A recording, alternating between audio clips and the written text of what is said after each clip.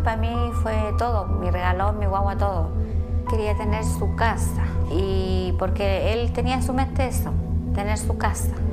Él fue apegado a mí y yo apegada a él igual. ¿Atropellaron a alguien? Los milicos.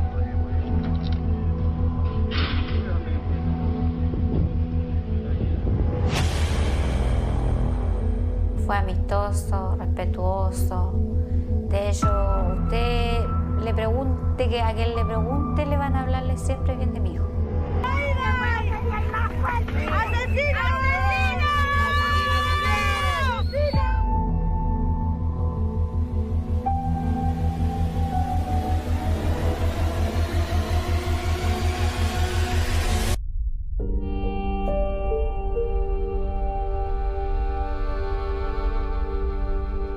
Estamos en el campamento Libertad en Talcahuano.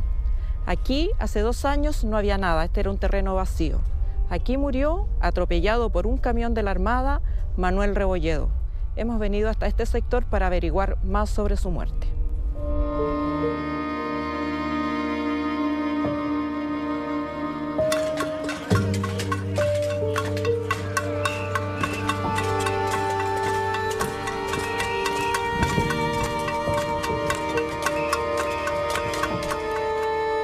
Nos encontramos en la casa de Luisa y Manuel Rebolledo, padres de Manuel Rebolledo, el joven que murió atropellado por un camión de la Armada el 21 de octubre de 2019 en medio de la revuelta social.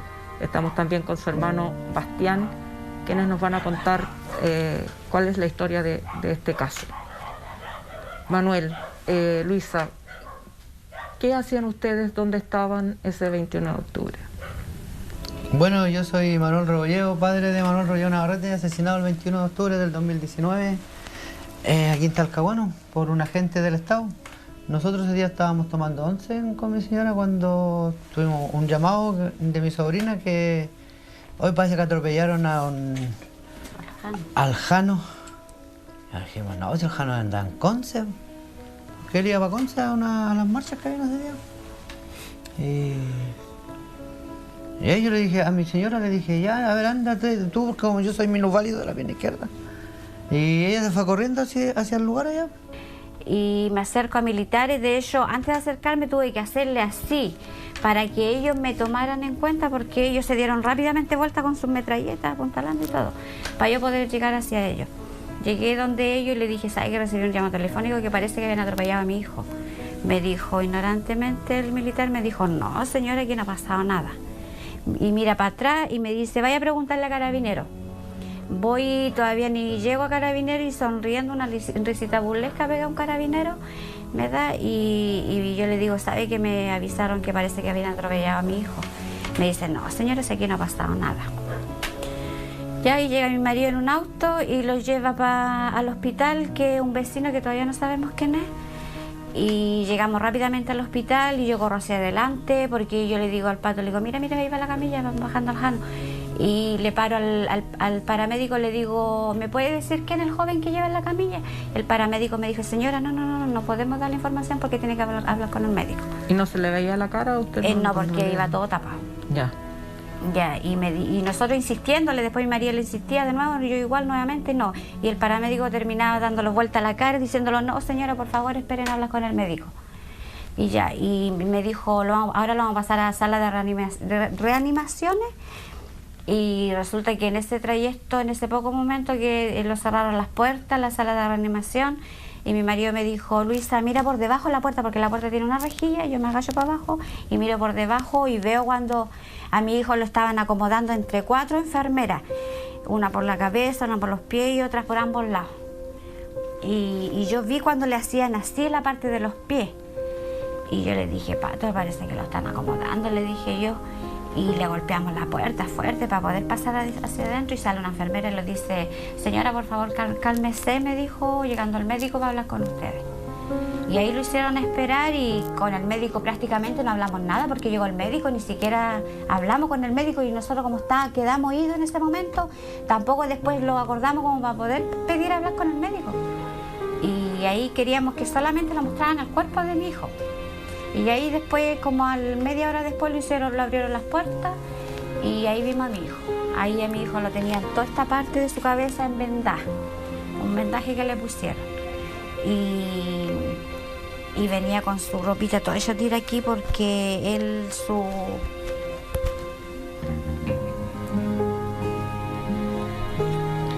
Estaba toda la ropa tira aquí con la camisa, todo, porque ya venía todo el camión, como le pasó por encima, si las imágenes que se ven. ¿Atropellaron a alguien? Está muerto. ¿Lo atropellaron? ¿Los milicos lo atropellaron? El loco se la atravesó. Es algo que uno las ve y llegó, no, él llegó muerto ya. Ellos vinieron ahí, dijeron que estaban haciendo la reanimación. ¿Reanimación de qué? Si el cuerpo venía muerto. Ellos no tenían que haber levantado el cuerpo tampoco, nada, porque hicieron su pega mal del principio. Porque como uno sabe que cuando muere alguien en un sitio tiene que llegar el fiscal el peritaje, todo eso, pero a él no lo tomaron y era como... O si nosotros no llegamos al hospital Higuera, habían hecho desaparecer el cuerpo de nuestro hijo. Prácticamente las intenciones de ellos era esa, porque si me lo negaron militares, cuando yo fui a preguntar al lugar me lo negaron, Carabinero igual me lo negó, y a mi parecer yo me tomé al tiro eso, yo le dije al Pato, le dije, estos querían hacer desaparecer el cuerpo del Jano, porque si lo estaban negando, más encima el paramédico no quería dar la información, siendo que ahí llegaron 2 ambulancias. La primera no se lo llevó, la segunda, como yo creo que los segundos capaz que lo obligaron a que tenían que sacar. Hoy sacan el cuerpo de aquí, porque la primera no llegó y no hizo nada. Que el cuerpo ya estaba muerto. ¿Por qué crees tú que la primera ambulancia no se lo quiso llevar? Para no tomar riesgos policiales, capaz, porque igual pueden ser testigos del caso de nuestro hijo. Porque ellos no se lo quisieron llevar primero. Estaría el cuerpo, porque si el cuerpo ya estaba con vida, le han hecho una reanimación ahí. Es mi pensar como padre, porque uno cuando ve el video y ve 2 ambulancias, la primera no y la segunda como que se lo lleva rápido. Luisa, tú viste llegar un cuerpo tapado, después te agachaste a mirar por esa rejilla. ¿En qué momento descubriste que sí era tu hijo y en algún momento tuviste la esperanza de que no fuera él? Por los zapatos, las zapatillas, el color de zapatilla, yo me di cuenta que era el Jano. ¿Y qué te pasó cuando te diste cuenta? Porque hasta ese minuto te venían diciendo que no había pasado nada, que no te podían decir. ¿Qué sentiste cuando viste sus zapatillas o te diste cuenta que sí era él? Bueno, ahí no me quedé como estancado, porque no, de hecho fue algo como que yo nunca me iba a pensar porque nosotros estábamos sabíamos que él iba a Conce a una marcha. Pero no sabían que había venido para acá. No, nunca iba a pensar que él en el trayecto le iba a pasar lo que le pasó y... Hemos estado conversando con él hacía 1 hora antes. Pero uno como padre, el corazón se te... Porque yo cuando iba caminando, yo dije, lo creo. Pero era así. Claro, me imagino que uno igual se aferra a que lo que le dijeron que no, sí, porque yo mismo cuando llego allá y veo, no, uno quedó mal, porque los militares no tienen que salir a reprimir a la gente. Pero como dijo Piñera, que estábamos en guerra el día anterior, estábamos en guerra con un pueblo poderoso. Estamos en guerra contra un enemigo poderoso, implacable, que no respeta a nada ni a nadie, que está dispuesto a usar la violencia y la delincuencia sin ningún límite. Le llamó a mi papá que me habían dicho que mi hermano había fallecido. Ya yo no estaba enterado de nada, yo estaba enrolado. Y de repente me llaman y me dice, hijo, nos mataron a nuestra guagua, al Jano. Y qué loco, yo no estaba aquí, andaba en otro lado. Y nada, pues desesperado me vine al toque para el hospital y llegué y no me dejaron ver el cuerpo, nada tampoco. Y ahí como loco fue al hospital, nada, pues esperando respuesta, pero nada, ni siquiera lo vi. ¿Cómo era la relación tuya con tu hermano? No, bien, pues como debía de ser, como siempre, acá, alegre, él siempre. ¿Cómo fue, qué pasó desde ahí en adelante con la justicia, con el proceso? ¿A qué se vieron enfrentados después de darse cuenta que su hijo había fallecido? Puta, tuvimos hartas cosas incoherentes que hablan los mismos ministros, todo, po. El ministro Espina sale diciendo: no queremos que se dé a la luz el caso de Manuel Rebolledo, el joven asesinado por un camión militar. Él mismo sale, tengo eso yo escrito, igual sale, la tenemos en la página lo que él dice. Y un ministro no puede decir eso si tenía una cámara que ve. Después querían hacer el caso, ¿cómo se llama la palabra esa cuando? ¿Cerrarlo? ¿Sobreseído? Sobreseguimiento de la causa, mira. Y con toda la evidencia que hay, el caso ya no puede quedar impune, sí, la evidencia está. ¿Cómo Ya, lograron obtener esas imágenes o videos? Aquí justo en la pesquera hay cámaras. Menos mal que están esas cámaras, si no, este decía impune. ¿Qué es lo que esperan ustedes de la justicia? ¿Qué les gustaría que pasara? que pague con cárcel. Que pague con cárcel, como dice mi hijo. Esperamos, porque a la final uno deja todo en manos de la justicia, confiando en la justicia, cosa que nosotros no somos confiables de la justicia, pero a la vez la justicia tiene que ser realista, hacer su pega, y porque yo como madre digo y insisto en todos lados, digo lo mismo, estando la diligencia, más el video que lo dice todo, ¿qué más pedir? ¿Qué más? ¿Por qué más optarlo las señores jueces? Porque ya a la fecha que vamos, el asesino él ya tenía que haber estado en prisión preventiva, preso. Y entonces más que nada nosotros como padres ya, si no exigimos la justicia de nuestro hijo, que se haga, porque queremos que el asesino él ya esté en prisión preventiva. La defensa probablemente dice que este fue un acto de servicio, que fue un accidente. Un accidente de tránsito. Un accidente de tránsito. ¿Por qué ustedes afirman tan tajantemente que fue un homicidio? Porque a la velocidad que se ve el camión en la imagen, en el peritaje que hace la CIA de Santiago, manda todo catalogado en el... Ni siquiera se da por frenar en la trayectoria del camión, pues incluso acelera más cada vez que se va acercando a las personas que van corriendo.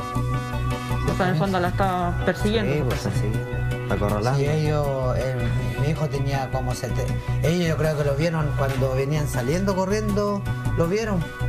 Y ahí tenía que haber parado y bajarse las 16 personas que venían atrás, más 2 que venían antes, venían 18 en total. Y las 16 atrás tienen que salir corriendo a lo que ellos saben. Pues. Ya se salieron, si para que voten estrés corriendo, ¿no? Pero aquí usaron el camión como arma. Como arma, porque yo creo que si tú venís manejando y veis una persona a 100 metros corriendo, y si ellos son militares tienen que directamente reprimir a la gente y después pasársela a carabineros, al que detenís. Pues sí, así es la pega de ellos. Pero como te vuelvo a repetir, como Piñera dijo, estábamos en guerra. Y ellos se tomaron las atribuciones. Más que nada la diligencia que está hecho, ellos los abogados del imputado, ellos mienten, pues si del principio mienten. Del principio, cuando pasó lo que pasó con mi hijo ahí, en el sitio Horacio, ellos dijeron que los familiares habían ido a baldear el lugar, cosa que nunca fue. Nosotros no le íbamos a dar el tiempo de salir del hospital, dejar a mi hijo ahí por ir a baldear el lugar. Nunca hicimos eso nosotros. No fuimos ni a la primera audiencia que hubo aquí cuando estaban imputando por ir a buscar a nuestro hijo al servicio médico legal. ¿Cómo ha sido para ustedes vivir sin su hijo y digamos, cuál cambió la relación con su hija, con su nuera? ¿Lo ven en ella? Igual lo mismo, es fuerte porque ella inocentemente, una bebé todavía, ella tiene 3 añitos. Ella uno le pregunta, dice, ¿y su papito? Ella sabe que su papá está en el cielo, pero ella lo toma como un juego, porque ella no sabe lo que es estar en el cielo. Ella juega con su papá, le habla, conversa con su papá. De hecho, ellos hicieron un mural en el sitio de su casa, le tienen su mural, sus fotitos de su papá ahí. Y ella todo con su papá, acusa a su papá, le conversa, le baila, le canta, todo. A su animita lo mismo. pero inocentemente, porque ella es una guagua todavía. Imagínese usted cuando llegue el momento que nosotros tengamos que conversar.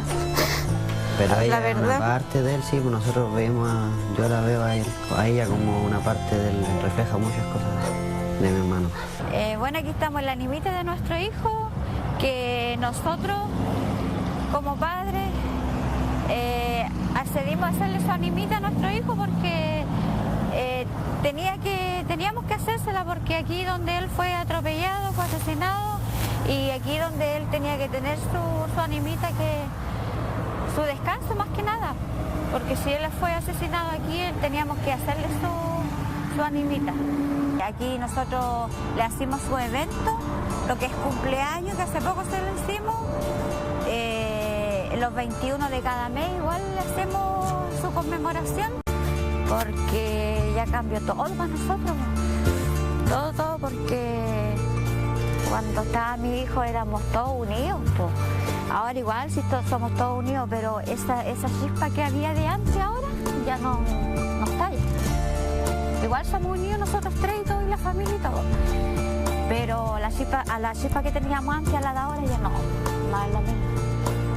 Tú fuiste madre muy joven. A los 15 años yo tuve a Hanna. Me imagino que fue difícil para ti como adolescente tener un hijo de esa edad. ¿Cómo era la relación de ustedes?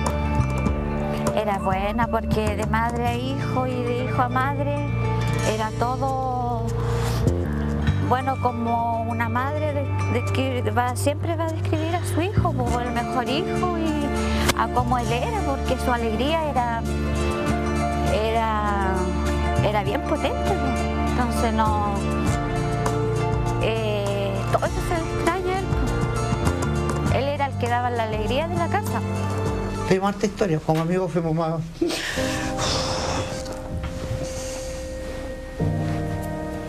No, el Jano era a una lo cosa que él era, porque él siempre fue sencillo, humilde y fue caritativo, porque él siempre le gustaba compartir su sencillez, su humildad. Él era risueño, siempre fue risueño, cosa que cuando él hablaba algo todos le decían, pero ponte serio porque no te creemos lo que estás hablando. ¿Por qué? Porque él siempre andaba con su risa, con su pelusa, con su talla. peluseo, sí. Era una alegría, bueno, andar con él, salir, estar ahí parado en la esquina un rato.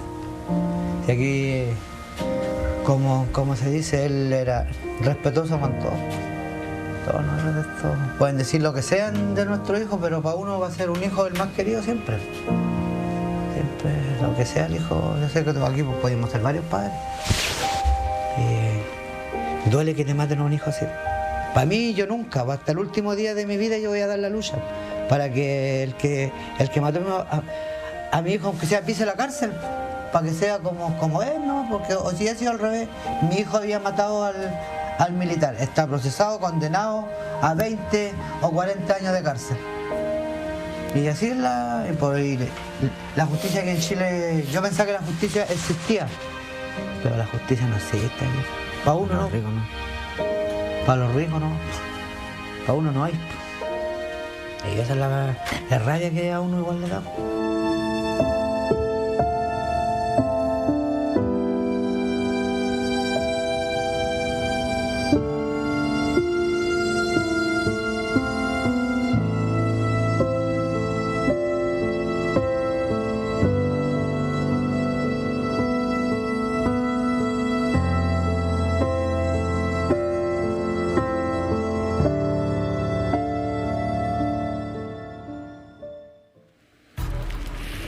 Con este reportaje les damos las buenas noches y comenzamos esta edición de Pauta Libre. Le agradecemos, por supuesto, y lo primero es el testimonio de Manuel Rebolledo, de Luisa, de Bastián, quienes en medio del dolor por esta pérdida, de un golpe tan irreparable como el que sufre una familia, cuando muere un hermano, muere un hijo, en las circunstancias en las que aquí se han descrito, se han observado y están en investigación en la justicia, la verdad requiere coraje y confianza poder conversar con nosotras. El reportaje ha estado encabezado, como han visto, por Alejandra Matus, quien por supuesto me acompaña como panelista, como parte de Pauta Libre esta noche. Muy buenas noches, Alejandra. Buenas noches, Paula. Y con Yasna Levín, que también es parte del panel esta noche. El vehículo se tuvo que desviar para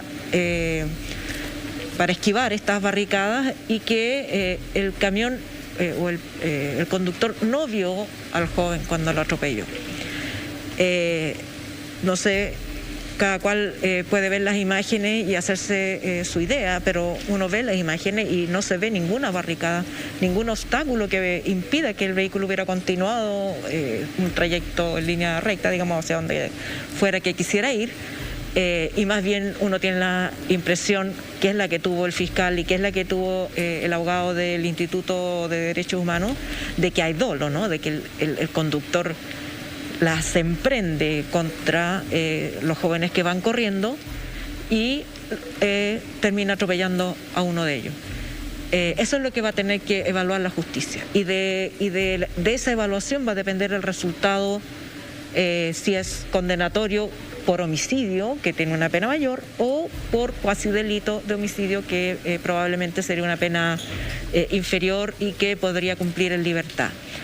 En estos casos uno ve desde el comienzo la disparidad de la justicia, porque en casos donde no está en juego la vida, donde no se ha perdido la vida, normalmente la justicia inmediatamente ordena prisión preventiva por delitos mucho menores.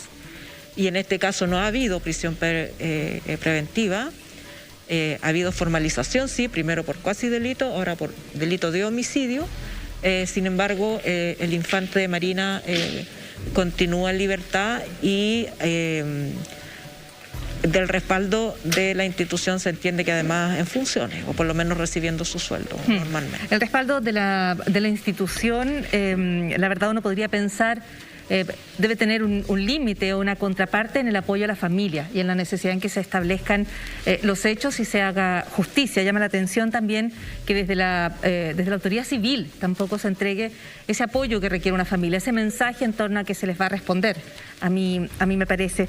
Yasna, también en el tema de las prisiones preventivas, ¿no es cierto? Lo que está en discusión en este momento es que sabemos que hay personas que están expuestas a larguísimas prisiones preventivas, y en este caso lo que vemos es que son precautorias mucho más leves cuando se trata de una pena que se arriesga para 12 años.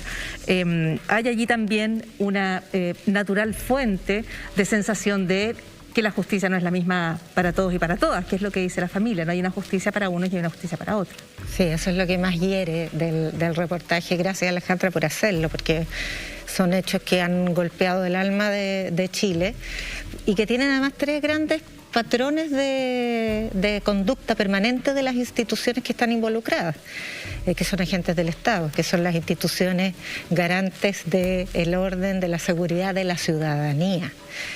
Y son la pobreza, como tú dices, y como lo expresa también el papá. O sea, esto no le pasa a los ricos. Eso es uno de los patrones. Y el otro es el encubrimiento institucional y la impunidad, porque desde las medidas cautelares, pero también respecto de las sanciones, en la medida en que se produce este encubrimiento, lo más probable es que se entorpece la causa judicial y no se avanza en los procesos. En Chile, durante el estallido social, hubo 32 víctimas fatales. 10 solamente están judicializadas y 5 solamente tienen como inculpados o involucrados a personal de las Fuerzas Armadas y de orden. Este es el caso de la Armada, hay 2 casos del Ejército y hay 2 casos de Carabineros. Y desde luego ninguno ha iniciado siquiera el juicio oral.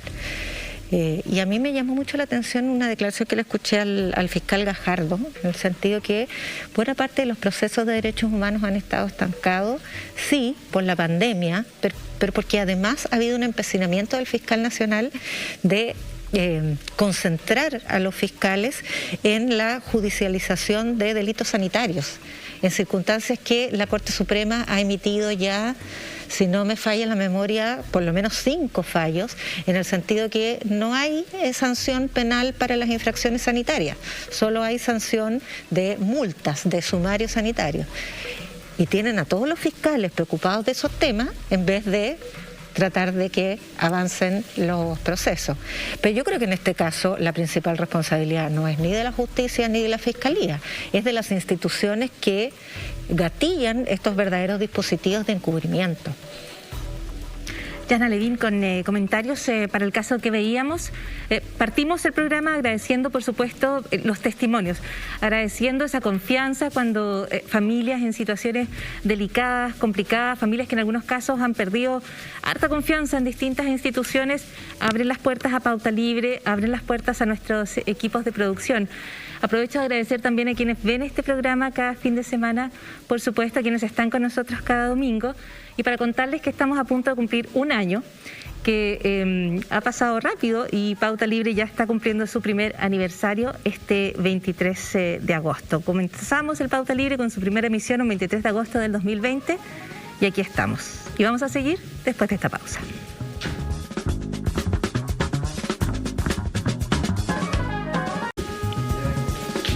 Estamos de vuelta, estamos en este Pauta Libre y como siempre agradeciendo su compañía, que estén junto a nosotras, junto a nosotros en esta noche de domingo, en este nuevo programa, cumpliendo prácticamente un año de emisiones Pauta Libre. Alejandra Matus, antes del primer corte veíamos el caso de Manuel Rebolledo, la familia, tú conversaste con su padre, con su madre, con su hermano, y veíamos también imágenes no solo de estas imágenes que hay del atropello, sino que también estas imágenes respecto a las memorias que hay de los recuerdos. ¿Cuál es el origen de ese material? Sí, por un inexcusable olvido, no agradecí a Roberto Pino Almeida, que es el autor de un documental en curso que se llama A mí me mató al Estado de Chile, quien gentilmente nos facilitó esas imágenes. Así que muchas gracias para él. Queda el crédito entonces. Tenemos más testimonios en esta edición de Pauta Libre. Seguimos buscando las voces y agradeciendo la confianza de quienes comparten en este estudio sus historias. Historias que son de pérdida, historias que son de dolor, historias que buscan justicia, que buscan reparación hace ya bastante tiempo. 2 militares han sido formalizados por distintos delitos, distintas lesiones en un caso y violencia innecesaria en otro caso, los dos remitidos al estallido social o a los días posteriores al estallido social de octubre del 2019. Son casos en los cuales se han generado pérdidas importantes. Estamos junto a Carlos Astudillo, quien es sobreviviente de un hecho de violencia y está con nosotros aquí para contarnos más de su historia. Muchísimas gracias, Carlos, por la presencia en Pauta Libre. Muchas gracias por la invitación. Buenas noches a todos y todas en sus casas. Y estamos junto a Mary Cortés, madre de Romario Veloz, quien perdió la vida durante el estallido social alcanzado por una bala militar. Muy buenas noches, Mary. Buenas noches, muchas gracias por la invitación. Muchísimas gracias por estar con nosotros. Quiero partir preguntándoles por la importancia que ustedes ven de que las historias de ustedes se conozcan. Yo sé que ustedes cuentan con una red y han construido ustedes mismas redes de apoyo entre quienes sufrieron pérdidas, están buscando justicia por situaciones que tuvieron lugar en torno al estallido social. ¿Qué valor tiene ustedes? ¿Qué valor tiene para ustedes que más personas conozcan sus historias? Que más personas que están viendo esta noche el programa conozcan sus historias. Me gustaría partir con Mary en esta entrevista. Para mí es muy importante que todos sepan, a pesar de que yo, en mi caso, me he encargado de visibilizar bien el caso de que a Romario Veloz lo mató el Ejército de Chile. Lo mató un militar que todavía no se sabe quién fue el que percutó el disparo contra mi hijo. No lo sabemos, pero se sabe si... Ay, Dios mío, ahí está mi hijo, me dio pena, no sé por qué. Lo siento, estoy un poquito sensible. No, por supuesto. Mary.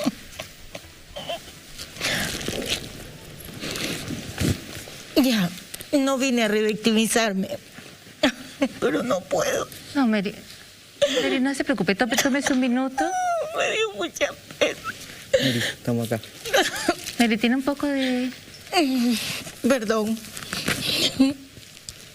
Si quiere le damos un momento para que se recupere, para que se sienta mejor. Vamos a continuar con Carlos y poder escuchar también, Carlos, la importancia de estar aquí. Sí, soy Carlos Astudillo. A mí los militares me dispararon el 20 de octubre del 2019. Fue uno de los casos más emblemáticos del estallido social. Recordarán en sus casas a un joven que lo arrastraban ensangrentado en Colina, luego lo subían ensangrentado. Todos me dieron por muerto, todos pensaban que estaba muerto, porque el daño fue brutal, fue provocado por un arma de guerra, con un fusil de guerra. Y todos me dieron por muerto, y por eso también quiero agradecer acá la oportunidad que me dieron para contar mi testimonio, que fue un hecho grave que quedó en la retina de todo el país, de todo el mundo. Y acá estamos, vivos para hacer justicia, para contar mi testimonio. Y no solamente mi testimonio, sino que decirle a la gente que estamos actualmente en un sistema que no solamente a los sobrevivientes y víctimas del estallido social no tenemos justicia. Actualmente hay el sistema judicial nos tiene sometido a una desprotección. No solamente a los casos de derechos humanos, que pueden ser los que más repercuten en la sociedad, sino que yo vengo de Colina. En Colina todas las semanas hay mujeres que son violadas, que son secuestradas. Está el caso emblemático de Ángela González, quien fue atropellada y asesinada. También lo vimos diariamente en las poblaciones. La señora que tiene su almacén, la asaltan y no ocurre nada. Sin embargo, en Plaza Dignidad, todos los viernes hay 1000 carabineros, y en las poblaciones nada, y el narcotráfico está en las poblaciones, y claro, eso también venimos a hablar, no solamente por justicia para nosotros, los casos de violaciones de derechos humanos, sino que exigir justicia para toda la sociedad. Carlos, en el caso... Carlos, creo que sería importante que contaras qué fue lo que pasó, porque tal como tú señalas, en tu caso se vieron unas imágenes, se asumió, muchas personas pensaron que tú habías fallecido. ¿Qué pasó realmente y cuáles fueron las consecuencias en tu vida, en tu salud, de ese hecho? Sí, comentarle a la gente que nos está mirando, yo me encontré en una manifestación pacífica, y a las 6 de la tarde, en punto, previo al toque de queda, los militares dispararon con arma de guerra. Eso, el primer disparo me llega a mí. Esto me causó una fractura expuesta, pero eso no fue lo más grave. Lo más grave fue que se rompió mi vena arterial. Por eso todos me dieron por muerto. ¿Qué sangraste? Me desangré, y gracias a Dios, gracias a mi familia, gracias a mi polola y toda la gente que me ha apoyado, estoy acá hablando con ¿Recibiste auxilio de parte de los funcionarios después de haberte disparado? ¿Cómo fue el trato y por qué pudiste sobrevivir? Sí, luego que me dispararon los militares, me disparó Pedro Lavín, quien está solamente quedó con firma quincenal, y la fiscalía lo dejó con lesiones graves, siendo que fue un homicidio frustrado. Los militares me arrastraron ensangrentado por el suelo, y ellos mismos me aplicaron un torniquete, dado la desmesura que utilizaron al aplicar la fuerza. Y ese torniquete, si bien me salvó la vida, casi me la quitan los propios militares. Este mundo está, al final nos damos cuenta, plagado de mucha dualidad. Que mismo me quisieron quitar la vida, también me la salvan, pero fueron muchas cosas del destino que me permitieron estar acá dando este testimonio. Tú quedaste con lesiones graves, ¿no? ¿Cuánto tiempo tardó tu recuperación y si todavía tienes secuelas? Sí, yo he pasado por 16 operaciones, tengo una deuda millonaria, quedé discapacitado a causa del Estado, del disparo que me causa Pedro Lavín. Me tengo que desplazar con muleta. Antes era un joven bien activo, practicaba boxeo, defensa personal. Yo a la universidad, como dije, yo estudié administración pública, ciencia política, y quedé con esta lesión que es permanente. Aparte me quedó una osteomelitis, que es una infección crónica en el hueso. Y eso, claro, a 5 o 10 años se puede volver a generar, e incluso tengo el riesgo de perder la pierna. ¿Has tenido asistencia del Estado? Pues entiendo que tú debes 200 millones de pesos en gastos médicos. ¿Has tenido ayuda del Estado para cubrir? esas necesidades? Sí, la ayuda del Estado ha sido prácticamente nula. El Estado, ninguna autoridad de gobierno me ha pedido perdón, tampoco a las víctimas. Y tampoco nada, todo ha sido cubierto por mi familia, por la solidaridad de la gente. Y claro, tenemos una deuda millonaria que ninguna persona en este país debiera estar sometida a esto, una deuda tan grande. ¿Yasna? Mary, usted nos está contando las circunstancias de la muerte de su hijo. Nos gustaría conocer la historia. Mira, primero que todo, pido disculpas a los televidentes. Me dio el bajón un ratito porque el día viernes dormí con mi nieta. Yo tengo una nieta de 5 años, va a cumplir 6, la hija de Romario, y me dijo, hagamos una pijamada, abuela, pero quiero que hagamos la pijamada de la que yo hacía con mi papá. No quiero esa pijamada que tú haces, porque tú no sabes hacer pijamada. Entonces le digo yo, ¿cuáles son las pijamadas que hacías con tu papá?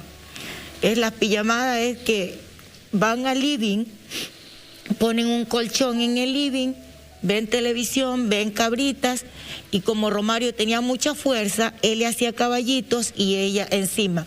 Desgraciadamente la abuela estaba algo viejita, no aguanta todo eso, y entonces la nieta dice que la abuela no sabe hacer pijamada como su papá, y que su papá es el único que sabe hacer verdaderas pijamadas.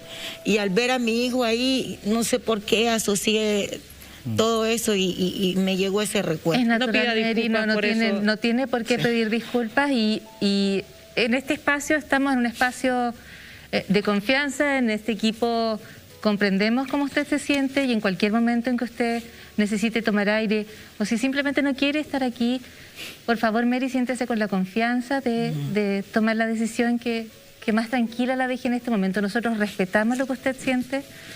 Usted solo hable lo que usted crea, quiera y pueda compartir con nosotras. Muchas gracias. Por favor, Mary, siéntase con esa tranquilidad, con esa libertad, con ese espacio. Mary, ¿usted ha tenido alguna comunicación de parte del Ejército Humana hacia usted? ¿La han contactado? ¿Le han dado alguna señal de disculpa? No. ¿Le han ofrecido ayuda? No, no lo han hecho ni lo van a hacer. ¿Por qué? Yo, ya que Mahoma no va a la montaña, pues la montaña viene a Mahoma. Yo he ido donde ellos a hablar con el comandante en jefe de ahora, Luis Sagaz, y el fiscal del ejército, don Brandon no sé cuántito. Bueno, y he hablado con los dos y les he pedido, y les he dicho, ¿qué están esperando para que se realice el sumario administrativo dentro del Regimiento 21 y así saber quién fue el que percutó el disparo contra el amor de mi vida? Cabe decir que les dije a ellos, a los dos, mirándolos fijamente a los ojos, ustedes aquí todos saben quién mató a Romario Veloz, pero se han propuesto a mantener su pacto de silencio y por algún motivo no lo quieren romper. Entonces, para ellos es muy difícil decir quién fue el que percutó el disparo contra Romario Veloz. El día jueves, nuevamente este capitán José Faúndez nos llevó por 5ª vez a la Corte Suprema, porque siempre está pidiendo que quiere su libertad, que quiere su libertad. Y por 5ª vez le volvimos a ganar y se tiene que quedar ahí. Yo no sé qué libertad pide este personaje. Si este capitán José Faúndez, si bien es cierto, está con prisión preventiva, pero está en su cárcel de privilegios. A él no le han dado la baja, él está ejerciendo.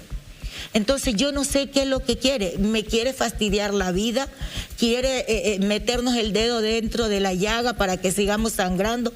No sé cuál es la idea. Mary, una pequeña pausa. Usted dice que hay un capitán de ejército que ha sido formalizado por la muerte de su hijo y que está en este momento en prisión preventiva. Sí. Pero usted dice, él no es el autor de los disparos. No, porque dicen que él es responsable de haber dado la orden de disparar a Romario Veloz, pero todavía no se sabe quién fue el que percutó el disparo. Entonces, si ellos están ahí guardándose eso de quién fue el que percutó el disparo y no quieren decir, es porque fue alguien de arriba también que disparó a Romario, porque de haber sido uno de esos niñitos, hace rato lo habían tirado a los leones. Mari, perdona. Sí, solo una pregunta más, pero en las circunstancias en las cuales fallece su hijo, cuéntenos lo que ocurrió en ese momento, porque usted ha dicho que aquí hay un tema de discriminación también. Claro que sí. Yo insisto, y si mañana me muero, tan guapo mi hijo, yo voy a morir en mi ley. A Romario lo mataron porque como era el único negro que estaba en la plaza, para su asesino fue un blanco fácil. ¿Por qué digo esto? Cuando empezaron los disparos, primero dispararon a un caballero en el abdomen. Ya vieron que había un caído. ¿Por qué no cesaron? ¿Por qué no dijo este capitán Faúndez alto al fuego? No lo hizo. Volvió a dar una segunda orden y es ahí cuando matan al negrito. Cabe decir que al primer caído le dispararon en el abdomen, pero no le tiraron a matar. Luego, después de mi hijo, hubo un tercer disparado, pero también le dispararon en la pierna, tampoco le tiraron a matar. Por lo tanto, ellos querían matar al negrito. Yo insisto, a Romario lo mataron porque era el único negro que estaba en la marcha y para su asesino fue un blanco fácil. Porque cabe decir que mi hijo, si bien es cierto, había venido de la manifestación, de una manifestación pacífica, eran las 6 de la tarde. Mi hijo cruzaba por la plaza, que dicho sea de paso ahora tiene el nombre de Romario Veloz. Mi hijo cruzaba con las manos en los bolsillos. ¿Qué daño representaba? ¿Qué peligro representaba para estos asesinos? No representaba ningún peligro. Mi hijo estaba con las manos en los bolsillos. Y créanme, no lo digo yo, lo dicen los videos. Hay testigos, hay videos, hay fotografías. Yo no sé qué más están esperando para de una vez por todas entregarme el asesino de mi hijo. Mari, creo que es bueno que le contemos a nuestra audiencia dónde ocurre esto, en que la marcha iba, entiendo, pasando por frente a un mall en Antofagasta, ¿no? No. ¿En La Serena? Sí, fue en La Serena. Ellos ya habían hecho ya habían estado en la marcha. Cabe decir que cuando iban en la marcha, yo prendo la televisión y bueno, las noticias siempre están hablando de Santiago porque es una cosa impresionante. Chile siempre cree que Santiago es Chile, está tan centralizado esto acá, es una cosa muy rara. Y veo ahí que estaba la cosa peluda, decimos en mi país, respecto a las manifestaciones acá en Santiago. Entonces vengo yo y lo llamo a mi hijo y le digo, Romario, ¿qué haces tú metido en esa marcha? Esa guerra es de chilenos, tú no tienes nada que hacer ahí. A lo cual mi hijo me manda un video muy corto, me muestra en el video, hacia atrás vienen hombres, mujeres y niños, cacerolazos. En el centro viene él, profesionales de la salud y sus compañeros de la universidad. Y más adelante, nuevamente, hombres, mujeres y niños, incluso hombres que iban con niños aquí en sus hombros. Créame, por la cruz de Dios, en La Serena nunca pasó nada. Yo como madre, ¿qué me iba a imaginar que ese iba a ser el fatídico día para mí? Yo nunca me lo iba a imaginar. Y aún así mi hijo fue tan varón hasta para morir. Mi hijo me dijo, mamá, yo voy a estar 1 hora, porque él andaba con su mochila. Voy a estar 1 hora, y como era un poquito mamón, al siguiente día era lunes y le tocaba ir al médico. Y entonces él no iba solo. Entonces me dijo, mamá, yo voy donde mi amiga y mañana nos vemos en el centro a las 10 de la mañana para que vamos al médico. Y yo le dije, pero ¿por qué no vas tú? Esas son cuestiones tuyas, tiene que... No, mamá, mañana nos vemos a las 10 de la mañana. Y él por eso llevaba otra muda de ropa, porque además también era vanidoso, le gustaba andar bien vestido. Entonces, con todo esto, yo jamás me iba a imaginar que iba a pasar eso. Y mi hijo me dijo, mamá, voy a estar una hora estuvo, en una hora me le quitaron la vida. Cabe decir que eran las 6:15 de la tarde cuando le pasó esto a mi hijo. Cuando llegó al hospital, mi hijo ya iba muerto. Cuando yo hablé con el doctor, el neurocirujano, que estaba también en la manifestación con mi hijo, me dijo, yo fui donde él y le dije, doctor, solamente quiero saber cuáles fueron sus últimas palabras de mi hijo, qué fue lo que dijo. Mi hijo sufrió mucho. Eso era lo que yo quería saber, pero el doctor solo con verme me dijo, a ver señora, si lo que usted me viene a preguntar es si su hijo sufrió, puede ir tranquila. Su hijo no sufrió. La bala de él fue tan letal que no le dio tiempo ni para respirar. Mire, yo le metí todo este dedo, mire qué profundo fue la herida, todo este dedo, y aún así seguía sangrando. Su hijo cayó muerto, ya no había más nada que hacer. Y ellos seguían reanimándolo, y hay una fotografía en el hospital, que por Dios es dolorosa, donde está un paramédico encima del tórax de mi hijo, tratando de reanimarlo, cuando ya sabían que mi hijo estaba muerto. Yo digo, me le estaban haciendo más daño. Te damos un minuto para que se...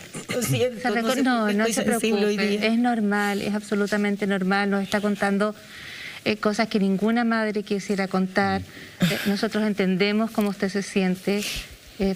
Tiene usted agua al lado, si necesita cualquier cosa, está aquí la producción. No, y lo otro que tengo mucha rabia, el señor Sebastián Piñera salió ahí diciendo un día de esos en la tele que se hacía la Defensoría del Pueblo para las personas que habían sufrido violaciones a los derechos humanos.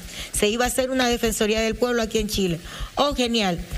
Quiero que cumpla su palabra porque aquí está la carta que acaban de mandar de Ecuador los negros afrodescendientes para Romario Veloz.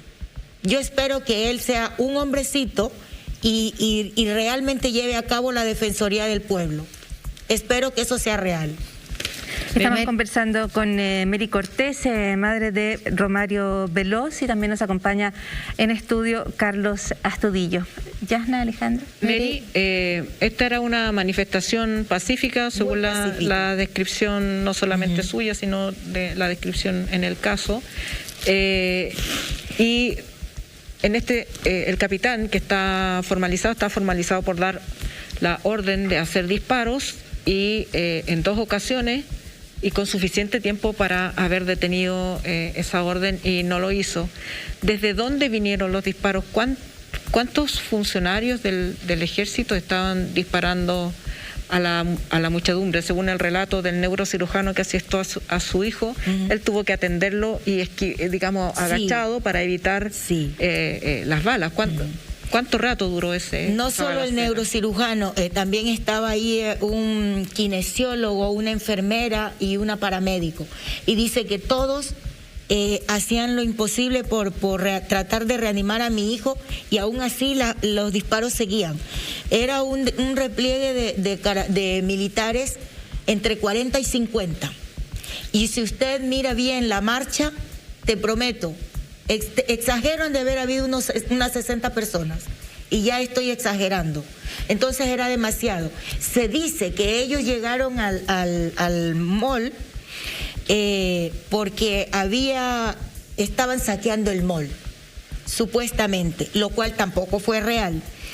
Entonces, que por eso ellos estaban allá. Cuando llegaron, cuando llegó la manifestación a Alberto Solari, los militares ya los estaban esperando.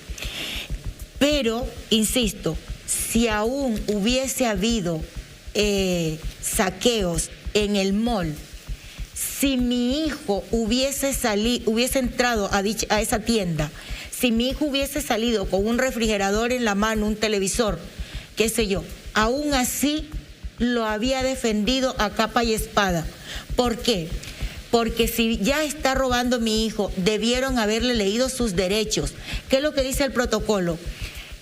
Tienes derecho a un abogado, tienes derecho a permanecer en silencio, esposármelo y llevarlo a una cárcel. Y yo en este momento estaría visitando a mi hijo vivo. Entonces no hay justificación para quitarle la vida a un ser humano, porque si nos vamos a dedicar a quitarle la vida a un ser humano porque estuvo robando, pues entonces ¿por qué no lo han matado al presidente Piñera, que es el mayor ladrón que tenemos aquí? Y se lo digo a él de frente, porque no es capaz de mandar, a mí no me manda a decir con nadie que quiere hablar. 3 cartas le he mandado que quiero hablar con él, no quiere, no se puede. Y aquí las tengo en mi celular. Recién, el día jueves de la semana pasada, volví a pedir audiencia, incluso hasta con el ministro de Defensa y con el ministro del Interior, don Rodrigo Delgado. Todos dijeron que no. Por algún motivo, ninguno de ese gobierno quiere hablar conmigo. Por algún motivo. Fabiola Campillay sale diciendo... después no quieren que el pueblo salga a quemar y a hacer disturbios. Y sale el ministro del Interior y dice que porque ella habla eso. Yo hablo todo lo que quiero y no me mandan a nadie. Dígame si no me están discriminando también. Hay una discriminación racial ahí. Como él tiene ahí su aparofobia, creo que es la palabra, que le tienen fobia a los pobres. Todo eso entra ahí. Todo eso entra ahí, porque a mí no me dice nada, no me manda a decir nada. Pero sin embargo, ni bien yo llego acá a Santiago, él ya sabe que llegó la mamá de Romario Veloz. ¿Sabe usted que yo vine la semana pasada a hablar con el Contralor General de la República? Hablo con documentos en mano.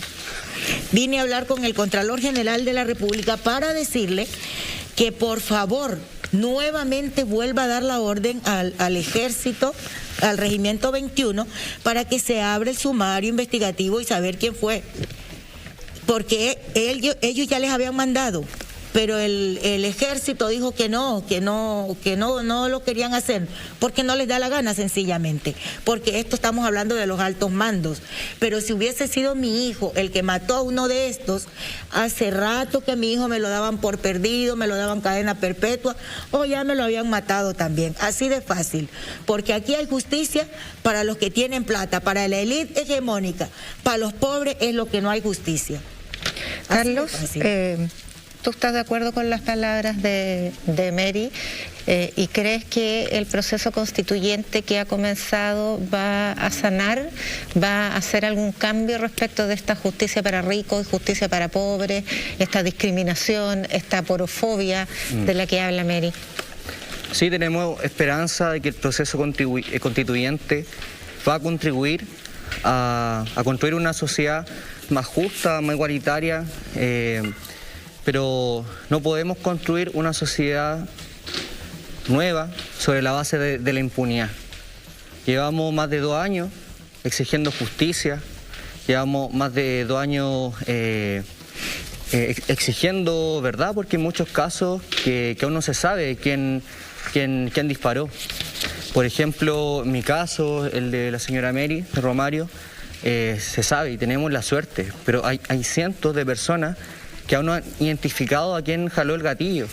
Y esto ocurre en un contexto sumamente grave. A la señora Mary le quitan a su hijo el mismo día que a mí me disparan. Ese 20 de octubre fue uno de los días más sangrientos de nuestra historia reciente. Mary, cuando usted ve que en la Convención Constituyente que se pudo crear gracias a las movilizaciones en las que su hijo perdió la vida, y ve a una representante de nuestros pueblos originarios chilenos a la cabeza de esa convención, ¿qué siente del pueblo de Chile? No de las instituciones que cegaron la vida de su hijo, sino que del pueblo de Chile. Sabe que a mí me encantó que fuera una mujer la presidenta de la convención. Ella habló súper bien, habló de los niños, de las mujeres, y me parece precioso. Donde no estuve de acuerdo, donde a ella se le olvidó, fue hablar de los caídos. Esa parte ella no habló, y yo por eso fui a la convención, y la semana pasada igual, y hablé con Jaime Baza, el vicepresidente, y le dije, mire Jaime, muy bien todo lo que dijo Elisa. Ya, entonces, pero se le olvidó lo principal, los caídos. Ellos son unos héroes porque entregaron sus vidas para que esto esté en pie, esta Constitución. Entonces se le olvidó esa parte. Dijo, vamos a hablar de ese tema, y ahí quedamos en hablar. Ahora estoy esperando que de la convención me llamen la Comisión de Derechos Humanos, que deseo con todo el alma que me llamen, porque...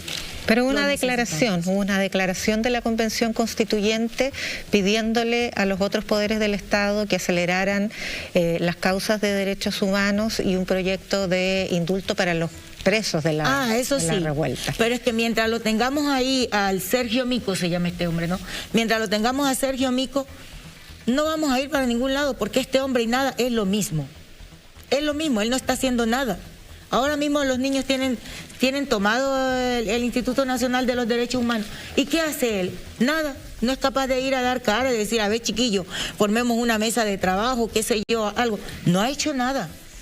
Mary, perdón, pero en sus casos, los casos que ustedes han comentado acá, yo quiero decir que estos casos están formalizados ante la justicia, que en el caso de Carlos Astudillo marcó un hito porque se trató de un funcionario militar formalizado por una situación, es violencia innecesaria en tu caso, es lesiones graves en tu caso, Carlos, y en su caso, Mary, en el caso de su hijo, hay un capitán de ejército en prisión preventiva. Ha habido ciertos avances de la justicia. Las denuncias que ustedes están planteando están formalizadas y ratificadas ante la Fiscalía. Hay un proceso en tribunales. Si nos remitimos solo a los tribunales, y hay muchos aspectos que usted ha mencionado, pero en los tribunales, ¿cuál es la esperanza de ustedes? Quisiera partir por Mary y luego Carlos. De los tribunales, de verdad que los fiscales, primero que todo, los fiscales se dejen de estar pidiendo... ¿cómo es? Que plazos. Y están pidiendo siempre, dame 30 días, dame 60 días, dame 90 días. Y el tiempo va transcurriendo, va pasando. Y como yo digo siempre, veo pasar el tiempo y no veo llegar la justicia. Esa es una. Que los jueces y fiscales ya de una vez por todas se aprieten bien los pantalones y no estén pensando solamente en que la justicia tiene que ser para los ricos. La justicia tiene que ser para todos. Y que no me vengan a mí a decirme que hasta que la dignidad se haga costumbre. La dignidad no tiene que hacerse costumbre, la dignidad tiene que ser un derecho. La dignidad es un derecho. Y no es una costumbre. Usted pide premura y pide decisión. ¿Y Carlos? Sí, es muy complicado que se haga justicia en el estado actual y en este gobierno. ¿Por qué? Y esto también es a largo plazo. La justicia hoy en día en nuestro país está altamente politizada. Los fiscales, los ministros de las Cortes Supremas son designados por ternas que decide el Senado y el presidente de la República. Por eso, la justicia hoy en día no es independiente y actúa conforme a los intereses del gobierno de turno. Por eso también se requiere una reforma del sistema de justicia y es una gran tarea que va a tener el órgano constitucional en redactar un sistema judicial que sea a base del mérito, la imparcialidad y los principios de legalidad. Sí. Una reforma entonces más profunda. Carlos Astudillo, muchísimas gracias por haber estado hoy con nosotros hoy. Mary Cortés, muchísimas gracias por haber estado con nosotros esta noche. Se acabó el tiempo. Se nos terminó el tiempo, pero le agradecemos que haya estado con nosotros. Me había faltado el cachito, era de mi nieta, iba a hablar. Dígalo. Sí, que le mandé una carta a la primera dama, ya que ella fue capaz de decir que esta era una invasión alienígena, no sé qué había tomado ese día, pero bueno, le mandé una carta pidiéndole una ayuda, una pensión de gracia para mi nieta, y me dijo que no, que yo podía trabajar para mi nieta. El Estado le quita el padre a mi nieta y dicen que yo tengo que hacerme cargo de mi nieta. Mire usted, ¿y usted cree que alguien haya llamado a decirme, Mary, ¿necesitas algo para la nena? Nada. Mi nieta no puede ir al jardín, ya están en clases presenciales, no puede ir, porque tiene miedo, porque no faltó un niñito por ahí que el papá le comunicó que a su padre se lo mató un militar, cuando nosotros le habíamos dicho una mentirilla de que mi hijo se compró una moto y se cayó y se rompió la piernita y Diosito se lo llevó. Esa era nuestra mentira. Pero no faltó uno de los niños que en el colegio le dijo, no, si a tu papá lo mató un militar. Y ahora mi nieta ya sabe todo eso. Y ahí estamos, pues, pagando psicólogos. Tiene el temor y se necesita ayuda, se necesita reparación. Mary Cortés, nuevamente, muchísimas gracias por haber estado con nosotros, por la confianza. Esperamos que se haya sentido con la comodidad de plantear sus expresiones y sus planteamientos aquí en el programa. Nosotros nos vamos a una nueva pausa junto a Alejandra Matus y Yasna Levín y ya regresamos con más.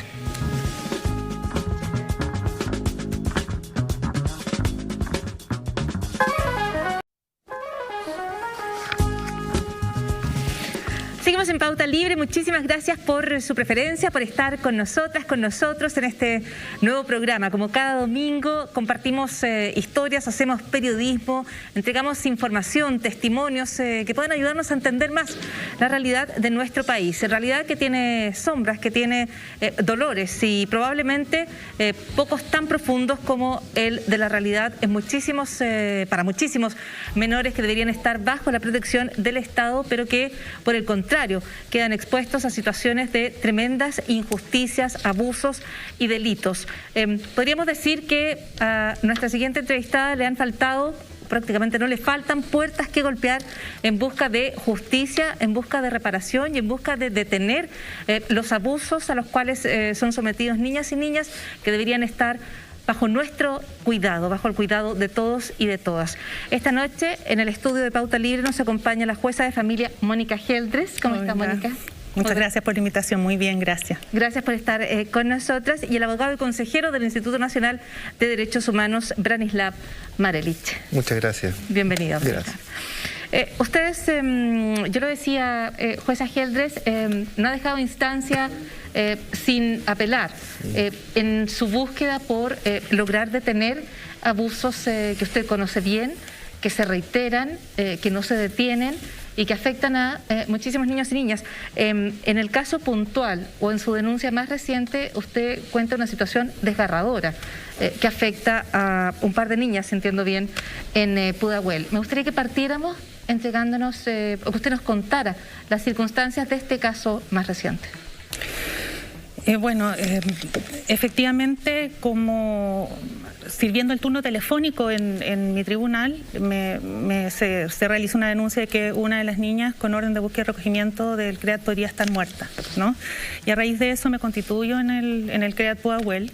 Y hay un niño que me pide audiencia, entonces empiezo a conocer de la situación, no solo de la pequeña o de la niña o adolescente que se hace la denuncia, sino de la situación del CREAT. Y es bien complejo para uno, porque hace aproximadamente 10 años hicimos un trabajo donde revisamos la situación de los niños, expusimos la situación en los centros de administración directa, y uno puede, al estudiar la vida, la trayectoria de los niños que parten con alguna situación de vulneración, están en lo que se llama protección simple, y en estos 10 años esa niña que entró por una o dos situaciones puntuales está en explotación sexual infantil, y ha sido, y no es el caso de ella en particular.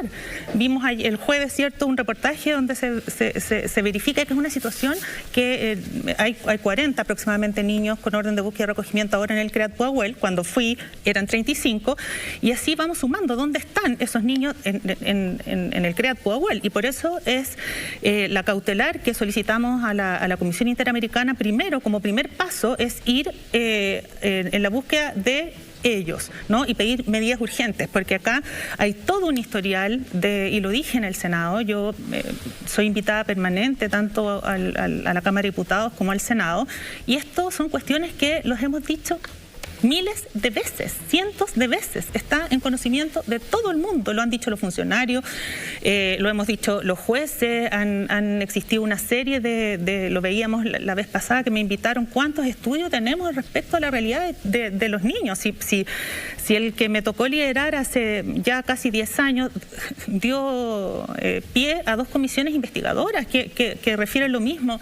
El estudio que hizo Branislav, ¿no?, a través del Instituto Nacional de Derechos Humanos, luego la ONU que nos hace una observación, ¿no?, como país que viola grave y sistemáticamente los derechos humanos de los niños, niñas y adolescentes, y luego el informe de la PDI. O sea, el diagnóstico está claro, todos sabemos de qué estamos hablando, y lo decía también en el Senado, pienso que hemos perdido un poco la humanidad, porque al parecer esto es tan reiterado, es así, toleramos, miramos para el lado, ¿y quiénes? Todas las instituciones. No solamente desde el Poder Judicial, yo parto siempre desde mi institución, ¿no?, pero son los 3 poderes del Estado, son todos los intervinientes. Aquí sigue sin existir una coordinación, y el problema más grande es que estamos legislando a más de 30 años de la ratificación de la Convención, y estamos legislando de una manera que no es, a mi juicio, la más adecuada. Estamos estableciendo nuevas residencias, nuevos formatos que a la vez van generando mayor vulneración en los niños. Entonces, tenemos que revisar nuestro actuar, nuestras políticas, tenemos que todas las instituciones hacer autocrítica para empezar a entregar una respuesta adecuada a los niños, y no ver esto que nos impacta en términos de que puedan ser explotadas sexualmente y violadas de manera reiterada, y salir de una residencia y volver a la misma residencia y salir de una residencia, que además es una residencia familiar. Estos niños generalmente ya después de 8 o 9 años la red familiar es escasa, digamos. Entonces tenemos que empezar a verificar cuáles son las medidas que tomamos y entender la prioridad de este tema, ¿no? Siempre se parte por aquellas cosas que son más urgentes. Creo que esto realmente es una situación que tenemos que atender ya. Mónica, esta situación de explotación comercial, sexual, que además en Chile no está tipificado, sino como prostitución, como si fuera consentido por una menor, ¿cómo opera? Porque hemos conocido varias denuncias, el mismo Hogar de Cristo hizo una investigación al respecto, hay una verdadera red de depredadores, dijeron ellos. ¿Cómo opera esto? ¿Cuál es el sistema que ocupan? Agradezco la pregunta también, porque el Hogar de Cristo hace esta investigación, ¿no?, este estudio, y lo hace también desde su propia residencia. O sea, es la residencia del Hogar de Cristo, un modelo propuesto por el Hogar de Cristo, ¿no?, con una residencia en infraestructura que la veíamos totalmente distinta a lo que nosotros hemos podido visualizar o lo que existe en el CREAT Powell, ¿no? La precariedad que ahí existe. Pero si bien es cierto, eso es relevante, es importante, más importante es entregar la respuesta adecuada. Son las residencias familiares, ese modelo nuevo, la respuesta que hay que dar para niños que tienen graves problemas de consumo de drogas y alcohol, ¿no?, y que tienen patologías más severas o psiquiátricas. ¿No es salud el que tendría que dar esa respuesta? ¿Cuántas unidades de corta estadía tenemos? Entonces, ¿cómo operan? Es sumamente fácil cómo operan. Basta que sepan, ¿cierto?, cuáles son las residencias donde están estas niñas, imagínense, redes sociales, etcétera, y las van a buscar a la puerta de la residencia. Y las niñas vuelven o se hace una investigación a través de la PDI y regresan a la misma residencia, donde están ahí toda esta red de explotación sexual infantil. Entonces, este círculo no puede ocurrir. El Hogar de Cristo no solo le pasó en la Quinta Región, sino que le pasó, y el estudio lo hace, a raíz de la residencia que tenía acá en Santiago, que tuvo que cerrar y trasladar, y la de la Quinta Región se quema, ¿no? Entonces, y es el modelo que es el modelo que se va a implementar en todo Chile. ¿Cuándo damos vuelta atrás? ¿Cuándo decimos? Es el modelo que se supone está llamado a reconvertir los CREAD, estos centros de residencia, en el modelo antiguo, de acuerdo a un compromiso del presidente Piñera con la UNICEF de reconvertirlos en residencias familiares. Y es en ese nuevo modelo donde se siguen produciendo estas situaciones. Claro, porque lo primero que nosotros tendríamos que tener, y que en la mayoría, cuando uno revisa, ¿no?, las causas en profundidad, hay un diagnóstico, o miles de diagnósticos, o cientos de diagnósticos, ¿no?, pero finalmente no tenemos uno actualizado, por ejemplo. Entonces, ¿qué es lo que se requiere? Hay que hacer un diagnóstico a cada uno de esos niños, niñas y adolescentes, en los CREAT, en todos deberían tenerlo, ¿no? Y verificar si necesitan un dispositivo de salud. O vamos a seguir, porque si dentro de la lógica de la explotación está fuertemente el consumo de droga, que lo está, ¿no? Entonces, ¿desde dónde tiene que venir? No podemos seguir trabajando las residencias, entran, sales, salud. No, están aislados de todos los otros servicios del Estado. Aislados. No se activa una alerta de desescolarización, por ejemplo, no hay una relación entre el Sename y el Ministerio de Salud, tienen que estar suscribiendo convenios, ¿no? Pero se supone que tenemos ya, después de 24 años de tramitación, una ley de garantías y derechos integrales para la infancia. ¿Cuál es su juicio respecto de esa ley, que además salió cercenada por el Tribunal Constitucional, con un intento de veto por parte del presidente? ¿Cómo quedó? No, a ver, la ONU nos dijo en su oportunidad varias cosas, y una de las cuestiones que nos dijo es que este país requiere la protección administrativa, ¿no? Que el territorio, lo local, a través de las oficinas locales se haga cargo de digamos, las situaciones de vulneración, que no sea separación del niño de sus padres, o si se quiere, lo de menor gravedad. No me gusta diferenciar así, pero para que se entienda, lo de menor gravedad debería ser visto por el territorio, con oferta adecuada al territorio, ¿no? Y la ley de garantía, me tocó ser invitada permanente a la discusión de esa ley. En la tramitación de la ley se fueron creando las oficinas locales de la niñez, la protección administrativa, no se sabía si era una medida. La tramitación de la ley es para mejorar la ley, no para ir creando instituciones que además tienen que estar súper coordinadas entre sí, ¿no? Y sacamos primero la ley del servicio, como si el término de Sename fuera a resolver la situación de los niños, niñas, por ejemplo, que están en el CREAT Pudahuel, que requieren dispositivos que en Chile no existen. Y en ese sentido hacer presente que en el Acuerdo Nacional por la Infancia, a modo ejemplar, ¿cuál es el problema? Se logró conseguir una unidad de corta estadía para desintoxicar a los niños. ¿Dónde van después? ¿Al CREAT de nuevo? ¿O a las residencias donde está la red por fuera? No puede ocurrir eso. Entonces, dentro del Acuerdo Nacional por la Infancia, en salud mental, en el acuerdo número 88, y leo, refiere que dice, con respecto a la oferta de atención cerrada de salud mental para población infanto-adolescente, implementar en los 29 servicios de salud la oferta de hospitalización de cuidados intensivos en psiquiatría. Y durante este periodo de gobierno se implementarán 6 nuevas UCRIs, que son unidades de cuidado y rehabilitación intensiva, de acuerdo al modelo de gestión. Es decir, el niño que sale de una primera intoxicación tiene que ir a esta UCRI, ¿no? Para que, pero es desde el área de salud. ¿Y dónde van? A estas residencias familiares, que ya hemos visto que no tienen los profesionales, porque no pueden tenerlas, las competencias y las respuestas adecuadas. Entonces, oferta no existe. No es que estemos, si uno mira al futuro, con ley de garantía o sin ley de garantía, no tenemos oferta, no solo tener la oferta, sino que además todos los actores estén sumamente coordinados para dar la respuesta que requiere una niña, niño, adolescente que ha tenido una vida, intentos de suicidio, en muchos casos, ciertas situaciones de calle, drogas y alcohol durante años de su historia vital. Entonces tenemos que, se requieren profesionales adecuados. Bueno, ahí cuando digo se requiere mucho, ¿no? Pero también se requiere que dejemos de decir que la responsabilidad es del Estado, es decir, de nadie. Y eso es una cosa súper importante. Y lo hicimos presente también a la Comisión Interamericana. Cuando el Estado es responsable, nadie es responsable. Y aquí claramente tenemos que empezar a cambiar prácticas y políticas con actores determinados, ¿no? Mónica,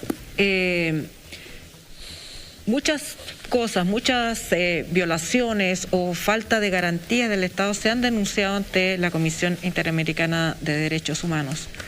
Pero es muy poco habitual, y por lo menos tú me corregirás si estoy equivocada, pero este creo que es el primer caso de una jueza que recurre a la Comisión Interamericana de Derechos Humanos, que es, desde el punto de vista político, como decir cerremos por fuera.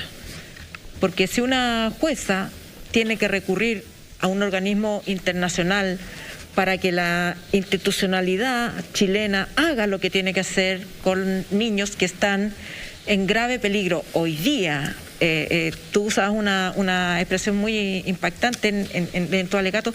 Los niños no son carpetas, porque efectivamente ante cada denuncia, ante cada situación, se activan carpetas que van de un lado a otro con un timbre, con un cierto modo de actuar al paquete, digamos. No hay, evidentemente, si uno mira las carpetas, no hay evaluaciones individuales.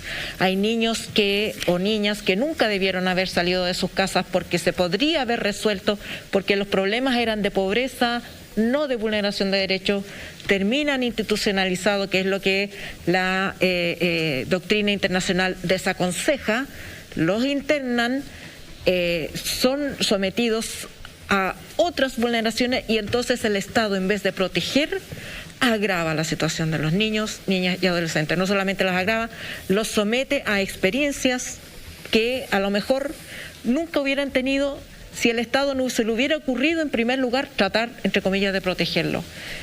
Que una jueza tenga que recurrir al sistema interamericano es, yo diría, para que todos estemos llorando. ¿A dónde vamos a recurrir? ¿A quién?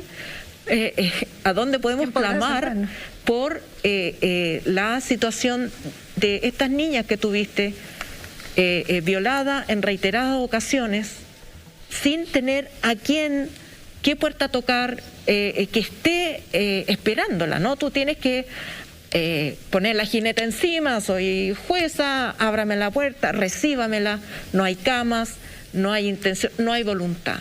¿Qué pasa en Chile?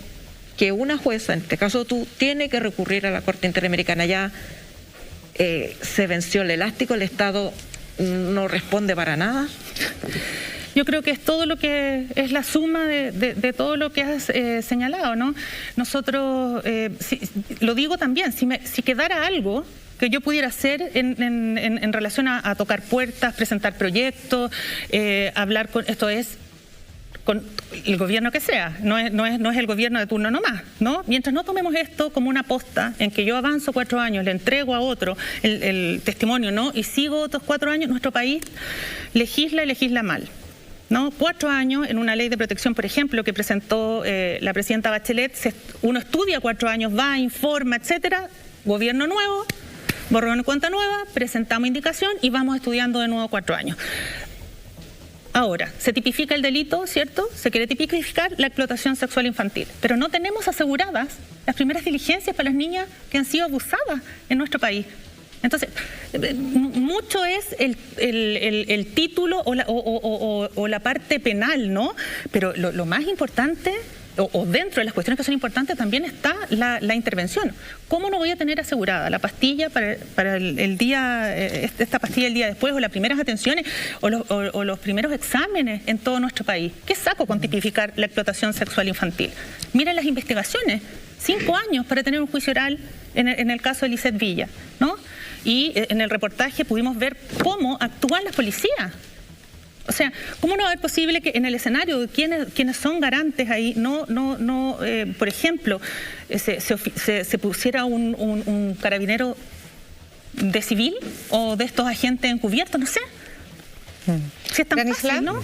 Pero Anislav, esta demanda ante la Corte Interamericana, ¿qué consecuencias puede tener para Chile? ¿Qué castigo, qué sanción, qué efecto finalmente para poder aminorar esta situación, mitigar esta dramática situación? Bueno, es una medida cautelar ante la Comisión Interamericana, y esta es una primera etapa. Yo creo que es la etapa más desesperada o más urgente de poder llamar la atención del Estado a través de una denuncia, de una petición de cautela urgente al Estado de Chile, a la Comisión Interamericana. Entonces, ¿qué es lo que podríamos tener? En esta primera instancia, más que buscar sanciones, más que buscar responsables, la primera instancia tiene que ser la protección integral de los niños en el CRAS Pudahuel. Y ese es el objetivo principal. Pero si esto sigue siendo demorado, si esto sigue, el Estado sigue dilatando las medidas y los garantes no siguen actuando, esto puede llevar a cabo responsabilidad internacional, y ahí puede avanzar el caso hasta la Corte. Y ahí, pues, obviamente el Estado ser sancionado. ¿Y en qué consiste la sanción? ¿En qué consiste la sanción? Las sanciones en materia de derechos humanos pueden ser reparaciones para las víctimas, pero también puede ser órdenes del Estado para modificar las leyes, perseguir responsabilidades penales, políticas. La Comisión y la Corte no pueden hacer medidas tan sancionatorias propiamente tales, pero sí pueden movilizar a que el Estado cambie y el Estado asuma la responsabilidad de hacerse cargo de la protección de derechos humanos. Sí, yo creo que es muy grave que un Estado, y esto es para todos los Estados, se le tenga que recordar que tiene que proteger los derechos humanos. Eso ya de por sí es grave. Y eso lamentablemente pasa mucho en este Estado. Es uno de los desafíos probablemente grandes que enfrenta nuestra sociedad, una sociedad que está cargada de cuestiones que resolver, de problemas urgentes que abordar, en días en los cuales hablamos de política, en los días en los cuales hay carreras presidenciales ya lanzadas. ¿Qué tema más importante este? Que no es un tema, como dijo el propio abogado Marelich, no es un tema de los niños, las niñas del Sename, es un tema de nuestra niñez, es un tema de la niñez de Chile. Vamos a seguir hablando después de esta breve pausa aquí en el Pauta Libre.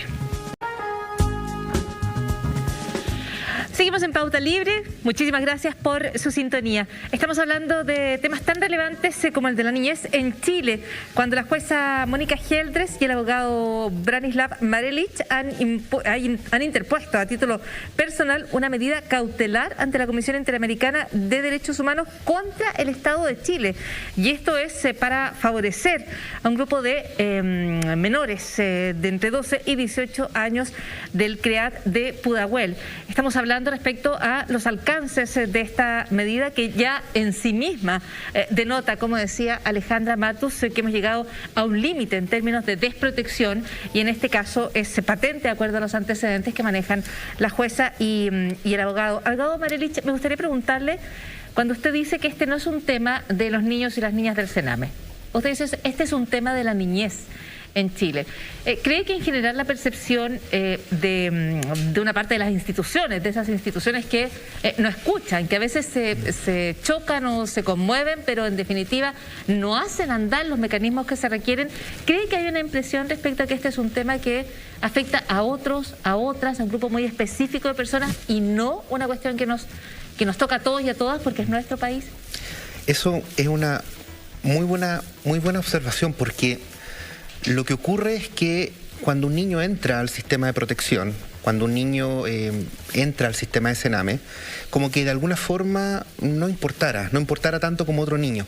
Pero no olvidamos que los niños entran al sistema de protección y antes de ese sistema de protección son niños como cualquier persona. O sea, lo que les quiero decir es que cualquier niño que necesite un sistema de protección va a pasar por los organismos que estamos hablando. Y acá lo que ocurre es que una de las niñas, uno de los casos que en realidad son ilustrativos, porque esto es lo más probable, casi con certeza, que si lo buscamos en otra residencia con otros niños, esto se va a repetir. Pero esa niña y ese niño que entraron a ese sistema de protección salieron peor. Y el sistema de protección los fue llevando. Y eso pasa. Y uno puede decir, ¿por qué pasa? Y una gran respuesta es que hay órganos de garantía que son más bien espectadores y no son protagonistas. Podría ser una pregunta precisamente sobre ese punto, porque tomando las palabras de la jueza Geldres, decía, si decimos que la responsabilidad del Estado es lo mismo que decir que es de nadie. Entonces hablemos de responsabilidades concretas. Hay una denuncia en un caso X, un niño está en peligro, en riesgo por vulneraciones leves, graves o más graves. El primero que actúa o que debe actuar y discernir qué medida de protección en favor de ese niño se debe tomar es un juez o una jueza, y es la primera responsabilidad ahí. Y luego, cuando ese juez o esa jueza deriva a esa persona, está la responsabilidad de quien se hace cargo de esa protección. Y en este sistema hay una serie de incentivos. Por ejemplo, hay instituciones cuyo incentivo es que les manden niños, porque por cada niño hay una subvención y esa subvención es lo que financia. Si no hubiera niños que proteger, esas instituciones no existirían o tendrían que desaparecer. Entonces mi pregunta es, una cosa es no tener, que un juez no tenga herramientas, que no se hayan creado los mecanismos, pero otra cosa, y que podría lindar en lo doloso, es tomar decisiones, seguir tomando decisiones que se sabe que van a agravar la situación de esos niños. Entonces, respecto de esa responsabilidad, quiero preguntarle a los dos, ¿hay forma de determinarla, de discernirlas? O sea, yo creo que Mónica tiene mucho que decir ahí, pero de la sola lectura de la historia procesal de los niños y niñas, uno se va dando cuenta todo lo que se hizo mal. Por ejemplo, se pudo haber hecho mal algún peritaje, alguna forma de evaluación de una niña o un niño que ha sido víctima de abuso sexual, y medidas que los leen y con total indolencia no se adoptan las medidas. Y lo otro es que cuando se van tomando medidas contradictorias, y estoy hablando del Poder Judicial y los órganos colaboradores, se van tomando decisiones, y esas decisiones no tienen coherencia ni con la historia de la niña ni con el estado situacional en ese momento. Entonces pueden pasar cosas tan absurdas como, digo absurdas, pero son trágicas, cosas tan trágicas como una niña que está sujeta a red de explotación sexual y luego la devuelven al mismo lugar. Eso y esa decisión grave. La tomó un juez o una jueza en particular. Eso no es que ocurrió, no fue una ficha en un computador. Claro, esto no es un dato que se pierde en un sistema. Pero también hay otro incentivo perverso, sumando a los que tú señalas. Hay un incentivo perverso que es ir pasándose la responsabilidad de institución en institución. Yo cumplo poniéndole en antecedente a la otra institución que pasa esto. Y la otra institución dice, muchas gracias, y le voy a poner la otra en conocimiento a la otra institución. Y al final terminamos siempre en la fiscalía. O sea, siempre terminamos a hablar del delito, siempre terminamos a hablar de esto, pero las medidas de prevención, de reparación, esas medidas nos vamos pasando. Entonces finalmente tenemos oficios, informes, diagnósticos, y parece que las organizaciones o las instituciones garantes son espectadores. No son garantes propiamente tal. No toman una acción proactiva en ese minuto para proteger a ese niño o esa niña. O sea, si una persona, y sobre todo un órgano de garante, ve una situación de una niña, no debería simplemente decir, uy, qué grave es, sino que debería actuar y debería agotar toda su capacidad, tiempo, dedicación hasta que ese caso estuviera resuelto. Y no porque existan muchos casos, porque existen muchos casos. Bueno, hay que empezar de a uno. Hay que empezar a hacerlo, no porque son muchos, uno se queda parado. Mónica, y en ese sentido la pregunta específica de Alejandra respecto de las instituciones colaboradoras es bien importante, porque es uno de los grandes déficits que se reprochó cuando salió la ley de Servicio Mejor Niñez, además del nombre de Mejor Niñez, que es bastante controvertido, pero no hizo nada respecto a estas instituciones independientes que operan con incentivos económicos que no ayudan mucho a solucionar el problema. Sí, bueno, es así, y nosotros en el Congreso lo dijimos. Aquí en Chile tenemos además un problema de ir legislando como por el caso particular, parchando dentro de lo que se puede. La ley de subvenciones hay que reformar eso completamente, pero esas discusiones muchas veces no las queremos dar en el Congreso, ¿no? Y vamos a seguir teniendo esta respuesta, que no es una respuesta efectiva, eficiente, oportuna, si no hay un cambio también, y hay que decirlo, de la forma de actuar, de la manera de hacer política, y un cambio cultural. Pero mientras todo eso ocurre, nosotros tenemos que tomar acciones inmediatas. Y tal como decía Branislav, aquí hay una serie de garantes que están involucrados en el caso de una niña y adolescente. Tenemos al juez de familia, por supuesto, pero también tenemos al curador ad litem, ¿no? Entonces, y tenemos a los institutos de derechos humanos, la Defensoría, el instituto, ¿no? Y también tenemos al Servicio Nacional de Menores que tiene que actuar. Entonces, si nosotros vemos esta trayectoria y los niños se mantienen en explotación sexual infantil, porque eso es lo más duro de... Yo no sé cómo traspasar ese sentimiento de haber conocido a un niño hace 10 años atrás y ver que después de que hayan pasado por 10 jueces, 10 consejeros técnicos, 10 programas, 5 residencias, el niño termina en explotación sexual infantil. Entonces, aquí hay una serie de garantes que o no están haciendo bien la pega o están mirando para el lado, y nosotros oficiamos también, la Fiscalía abrió de oficio una causa, y nosotros hemos prestado también la colaboración, y también esa institución tendrá que hacer su propia reflexión. Usted menciona entre los organismos garantes al Instituto de Derechos Humanos. Branislav es consejero. ¿Qué rol ha jugado el INDH en ese sentido? Bueno, yo estoy a título personal, sin embargo, desde el año 2016 en adelante, el Instituto no ha hecho recomendaciones generales, sino que ha hecho recomendaciones bastante específicas de lo que hay que cambiar. El informe que se publicó después de la visita a más de 200 residencias el año 2017 no termina con una derivación genérica de que el órgano, no sé, el Poder Judicial tiene que hacer su trabajo de mejor forma. No, son cosas súper precisas. Y esa precisión, además, es recogida también por Naciones Unidas. ¿Cuál es el estado de cumplimiento de eso? Bueno, ahí tenemos no hay monitoreo, no ha habido seguimiento, monitoreo de cada caso a caso. Todos los casos se pusieron en conocimiento del Poder Judicial y hubo monitoreo. Sin embargo, el Poder Judicial, de acuerdo a su centro de medidas cautelares, fue decidiendo investigar o no investigar. Pero investigar o no investigar es, como decía la jueza Geldres, es hacerse cargo de quién es responsable y qué pena tiene. Pero quién protege a los niños y niñas frente a esa vulneración o incluso agravamiento de las vulneraciones bajo la protección del Estado. Ahí no hay quien pueda, digamos, ponerle el cascabel al gato, como se dice en buen chileno, decir, esta niña necesita ir a un programa de reparatorio de salud mental, de su intoxicación, y luego no volver al lugar donde la están esperando para llevarla a vender servicios sexuales a vista y paciencia de la sociedad. Si el sistema funcionara bien, debería ser el Poder Judicial. Esto se debería terminar en la revisión de los jueces de familia correspondientes. Y si esto no ocurre, tenemos otros órganos que son los supervigilantes, y el órgano más competente en esto es la Defensoría de la Niñez, por supuesto. ¿La Defensoría de la Niñez tiene atribuciones para intervenir en esto y no lo está haciendo? No sabría decirlo.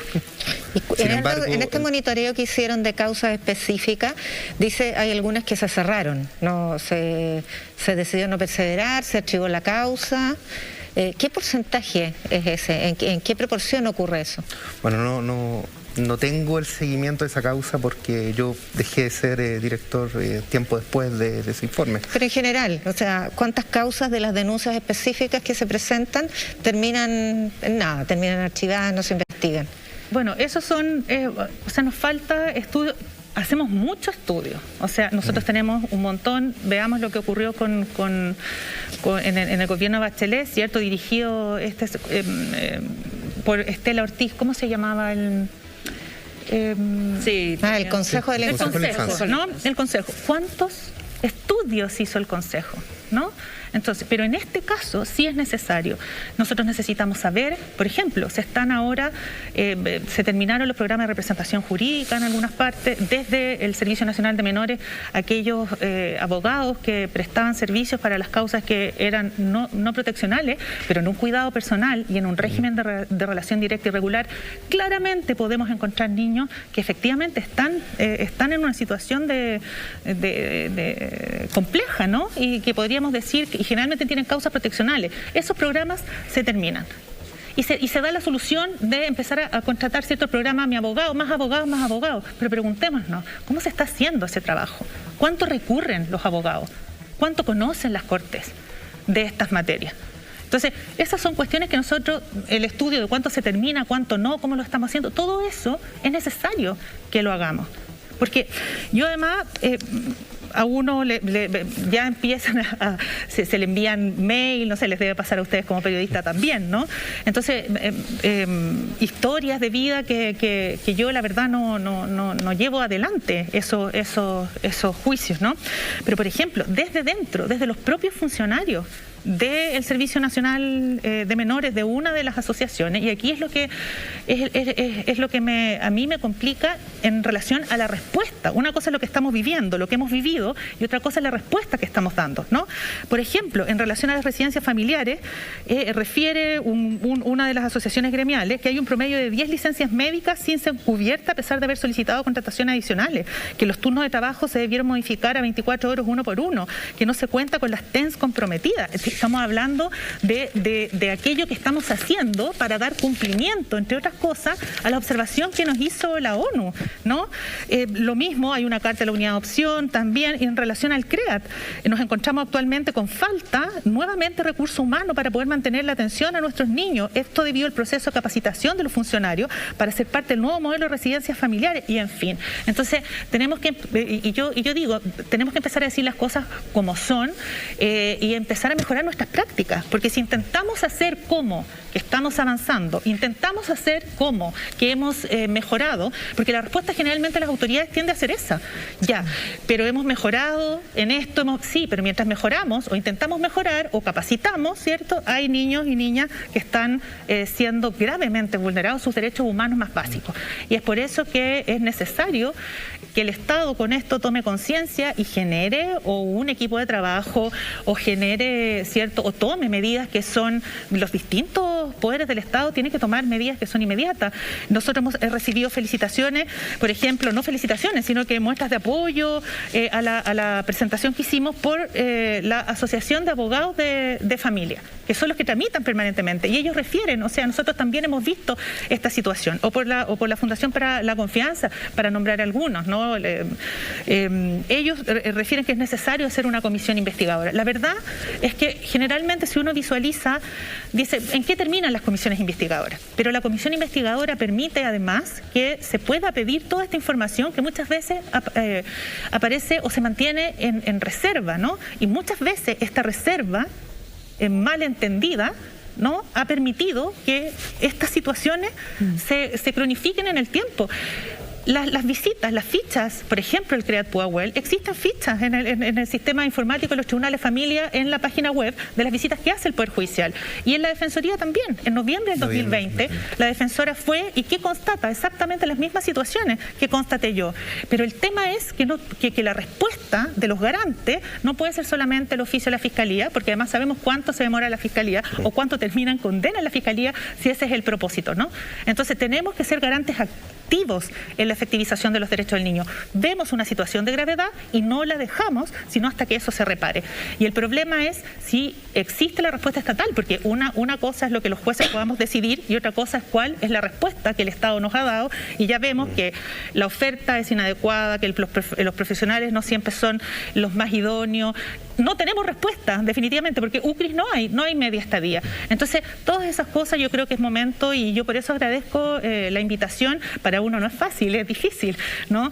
Porque estamos hablando, en mi caso, de colegas, pero yo creo que y lo dije también, tengo que dormir tranquila, quienes estamos en eso, así que con mucha responsabilidad, con mucho estudio, y agradecer también a Branis el que me acompañe en esto, y ojalá podamos abrir corazones, mente, para que podamos mejorar la situación de los niños, ¿no?, que son el futuro de nuestro país. Así es, hablamos de respetar los derechos humanos de niños y niñas, hablamos de los procedimientos, las comisiones, las puertas que se han golpeado, los memos que se han pedido, los reportajes que se han encargado, todo eso esperamos sea parte de este proceso donde, yo tengo que decir con voluntad incansable, la jueza Geldres está pidiendo respuesta para la niñez en Chile. No son los niños, las niñas del Sename, no son una población, es parte de nuestro corazón, es parte de nuestra alma. Cuando hablamos del alma de Chile, no son el stock, son parte de nosotros, son parte de nuestra alma y nuestro corazón. Jueza Geldres, Abogada Marelich, muchísimas gracias por haber estado con nosotros hoy en Pauta Libre. Gracias. Y nosotros tenemos los últimos minutos de programa y es un programa especial, es un programa en el cual queremos celebrar también. Y vamos a hacerlo primero con este video.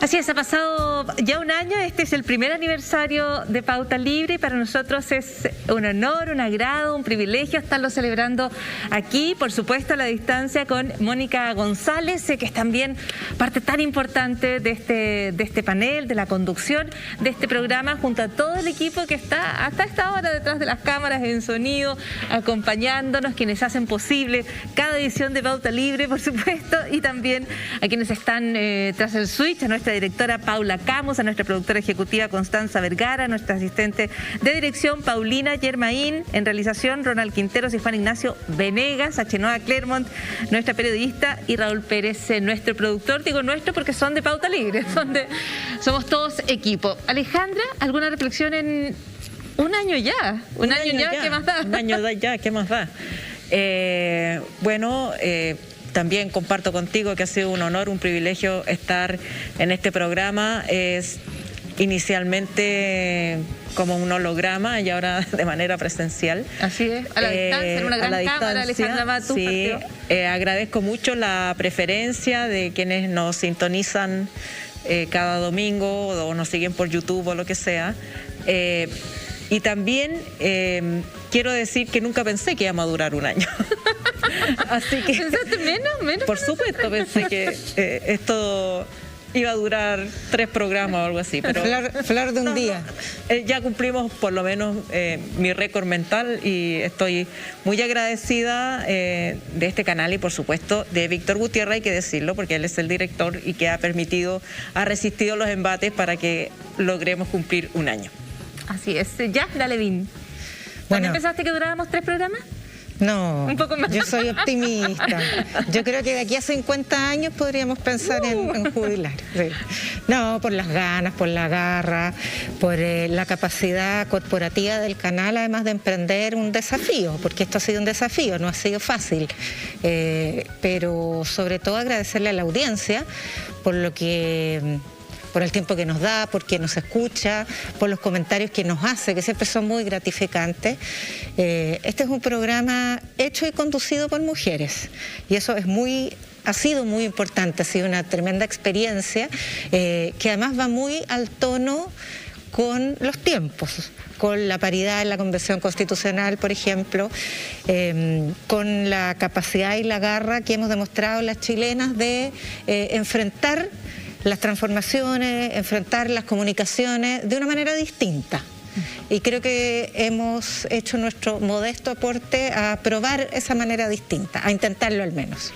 Así es un honor, es un privilegio contar con la confianza de quienes están allí y junto a todo este equipo, junto a Mónica González, por supuesto, a la distancia y nuevamente con todas y todas quienes hacen posible este programa. Les mandamos un abrazo de nuestro primer aniversario, ¿no? Eso hace uno de los aniversarios, un abrazo y volvemos a encontrarnos el próximo domingo porque vamos para el segundo año de Pauta Libre. Ojalá haremos... Vamos, vamos, seguimos el 2. Vamos, ¿no? Vamos que se puede.